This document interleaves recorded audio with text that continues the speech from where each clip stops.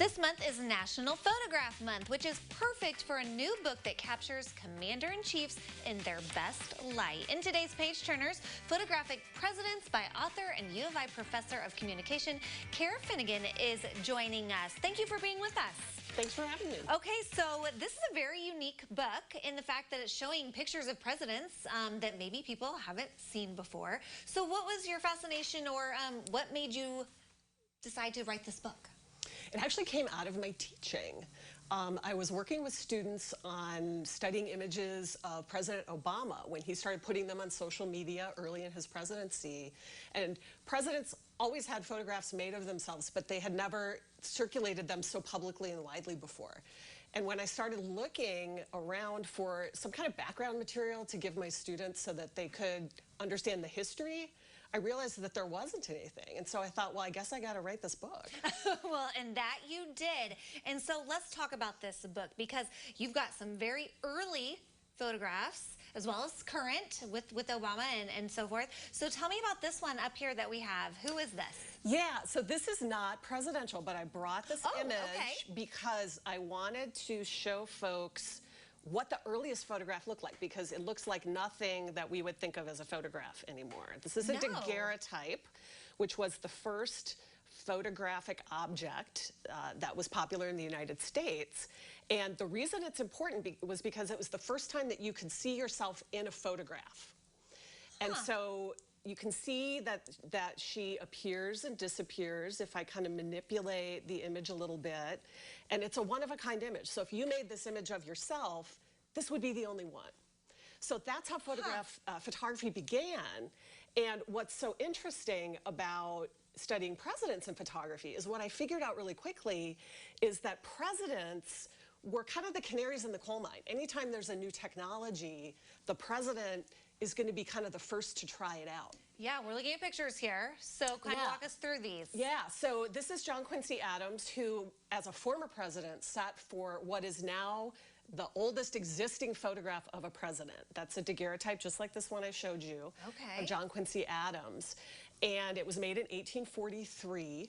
And interestingly, even though Adams looks pretty good and presidential in this photo, he didn't like photography because he didn't think that it transmitted the memory of an important man to the next age, was the way he phrased it. So he was very suspicious that photography, you know, would be a thing. What do you think he would think of how everything looks and today? I read a lot of his diary where he wrote about being photographed, and I think he would not be a fan of social media. He wouldn't have an Instagram handle for sure. No, I doubt it. No hashtag John Quincy Adams. Oh my goodness. Well, so much has changed in photography with relationship to presidents and photography. Do you think Obama was kind of the first one to, you know, really do the whole social media scene with the photos? Or was it before even? Digital photography started a little bit before the Obama era, but Obama really hit that moment. He really hit that moment of social media, and their approach was basically, we're going to take advantage of every way that we can to get our message out there. And so that's what they did with photography too. So the difference with Obama is before we saw lots of pictures of presidents, but now we saw behind the scenes photos like this in real time. Right, yeah. So you can see here, this is Warren Harding with his dog, because who doesn't love a president with a dog? Right? A dog or a baby. Exactly. And so presidents have always cared about their visual image. But what Obama did that was really interesting was he essentially kind of bypassed the mainstream media and became an image factory unto himself. Yeah, because I think a lot of times famous people, presidents, and for one, they like to kind of keep their private life private. And so there's kind of like that, oh, how much do we share for our image so that we can, you know, benefit ourselves, or how much do we keep private? That's kind of a tough line.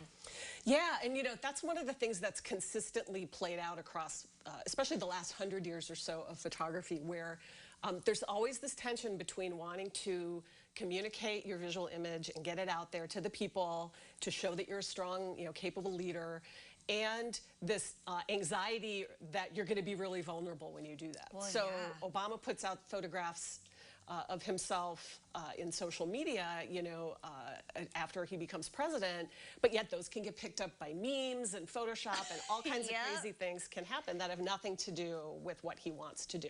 So it's this tension that's actually been pretty consistent even going back, 100 or so years. Yeah, just ask the Kardashians. Exactly, They know exactly. about that as well.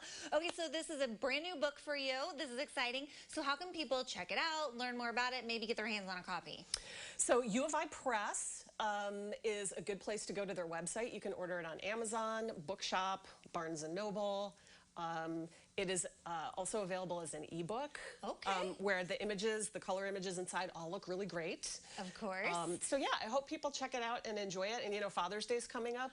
And this is a great book for dads that love politics, presidents, and history. Yes, a little trifecta there. If you had to pick one favorite picture, which one would it be, would you say? I think it's that one of John Quincy Adams that you showed, because I kind of bonded with him. I read his diary. I learned all about his struggles with photography, and that picture just really encapsulates so much about his character. Well, very good. Well, best of luck as you launch this book, and very cool stuff there for all you history buffs out there that like to look at pictures as well. We'll connect you with how you can get a copy of the book at our website, CILiving.tv. Thank you so much. Thanks.